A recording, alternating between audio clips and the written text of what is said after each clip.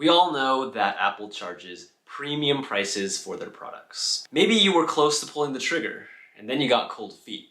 And next thing you know, you're perusing through Facebook and Instagram, and all of these ads for knockoff brands keep popping up. Which begs the question that so many other people are probably wondering. Can you really get away with a cheaper product, or are the Apple premiums actually worth it?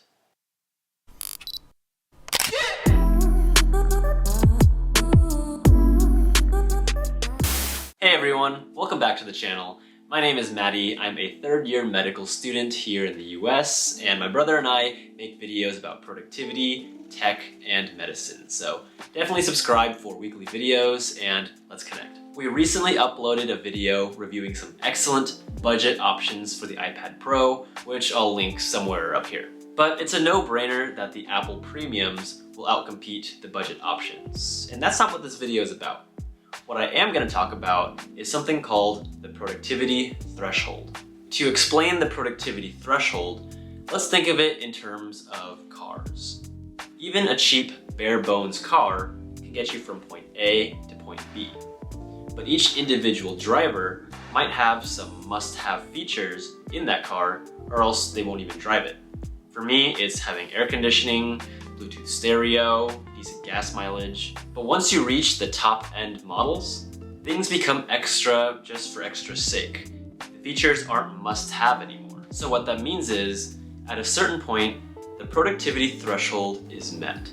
And adding any extra features on top of that isn't necessary. So the question becomes, do the budget accessories provide enough value to me as a student to cross the productivity threshold? So I'll first go over my impressions of the Magic Keyboard versus a cheaper keyboard case, and then I'll talk about the Apple Pencil 2 versus a cheaper stylus. Alright, let's talk about the Magic Keyboard.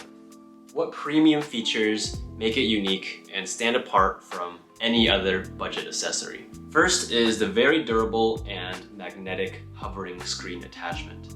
There's no Bluetooth, no setup.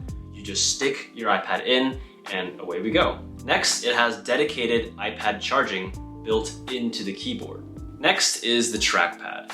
Some other budget accessories do have trackpads, but they don't come with the native Apple gestures.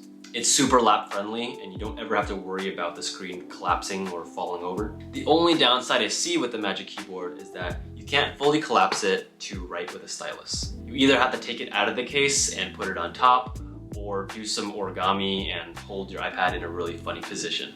To my knowledge, no other budget accessory has those features that I just mentioned. So here's my final opinion. The Magic Keyboard is definitely worth it. Personally, I spend about 90% of the time using the iPad with the Magic Keyboard setup. I cruise the web, multitask, study and take notes with the RemNote, edit videos, research articles. So it's super important for me to have a responsive and feature-rich keyboard to use for hours and hours at a time in any position. So naturally, my productivity threshold for a keyboard case is really high. As amazing as styluses are and touchscreen is, I prefer using a keyboard and trackpad. It's the most familiar to my fingers, and I don't have to break my neck looking down at a screen. A lot of the cheaper cases, like the Pro case, don't even have a trackpad. So you have to switch between typing, and then you have to use your finger to move things around on the screen. And even cases that do have a trackpad, like the Levitt case, they don't have the Apple gestures. So you can't use the 4-finger pull to go back to the home screen. You can't do 2-finger scrolling or 3-finger toggling between apps. The productivity features of having Apple gestures is too powerful. It makes using the iPad Pro feel very similar to using a laptop. It's pretty ridiculous how having even one more port to charge my iPad just amplifies my productivity. I do all of my video editing on the iPad, and I use 4K video, so those files are really big, which is why I use an external solid-state drive.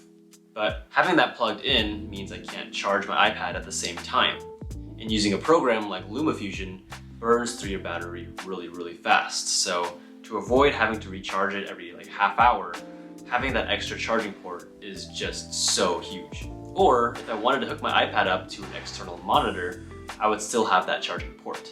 Although it's $300, No other keyboard case even comes close to the productivity features and the workflow of the Magic Keyboard. Alright, now let's talk about the Apple Pencil 2. What unique features does the Apple Pencil 2 have that these budget options don't? First is the double tap gesture.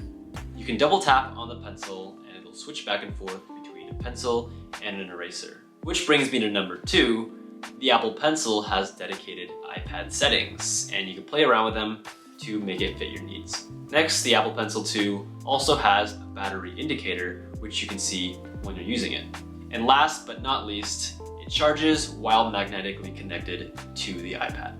So those are all the features of the Apple Pencil 2 that I couldn't find with a budget accessory. So final opinions of the Apple Pencil 2 for me, no, I don't think it's worth it. And that's because the budget accessories meet my productivity threshold. At a glance, yes, the Apple Pencil 2 has some very cool, unique features. But personally for me, all of these features are above the productivity threshold. Double tap gestures is nice, but the amount of time it saves is just too small for me to tell. Magnetic charging is also really nice, but the budget styluses that I've used last longer than 5 hours on a full charge. So I actually haven't run into an issue of any stylus dying on me. And the Moco stylus can also magnetically attach, although it won't charge. Having dedicated settings and battery indicator are also pretty nice, but they don't really help me with my productivity. The budget styluses also work with iOS 14, which means they have scribble features, the merge feature, and the scratch out feature. So really, the only things that the Apple Pencil 2 has over a budget stylus is the gestures, the charging while magnetically attached, and the dedicated settings. All I really need in a stylus is a responsive, clean writing experience, long battery life, and quick pairing. And the 2 budget styluses that I have, the Moco and the Fojojo, both do this. So yeah, if you're pretty minimal with styluses like I am, these are 2 great options. You can save yourself some money. I'll leave links in the description below. Alright, so I know I didn't cover all the features of the Magic Keyboard and the Apple Pencil 2. But as I mentioned, that's because not all the features contribute to my productivity threshold. And I keep saying my because everyone has a different productivity threshold. Some of the features that I think are irrelevant might be really important to you. So keep that in mind as you make a decision on which accessory to get. But thanks for watching. I'll leave links in the description for all the products I talked about in this video, and I'll see you guys in the next one. I hope you enjoyed that video. Give it a thumbs up because it really helps us out. And if you want to see more, click on the red subscribe button down here or the circle up here.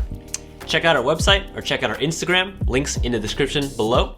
And check out these videos over here. We think you might enjoy them. And we'll see you next time.